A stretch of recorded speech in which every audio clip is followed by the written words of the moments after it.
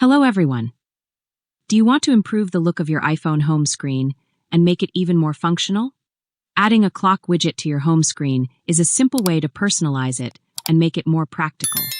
In this tutorial, I'll show you how to quickly add a clock widget right to your iPhone's home screen, so you always have the time at your fingertips. Ready to upgrade your home screen? Let's go! First, tap and hold anywhere on an empty spot on the home screen. The app icons will start to wiggle, which means you're in wiggle mode, where you can move apps and widgets. Right after that, tap the Edit option in the top left corner of the screen. Then select the Add Widget option. This will open a menu with all available widgets. Scroll down until you find the clock option. Once you find it, tap on it. This will open a page with different clock styles. You can swipe from right to left to browse through all the available designs.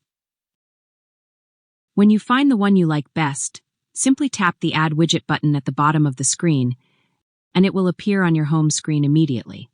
You can now move it to your desired location by holding and dragging it. Once it's placed where you want it, tap Done in the top right corner to finish editing. Your new clock widget is now ready and added to your home screen, quick and easy.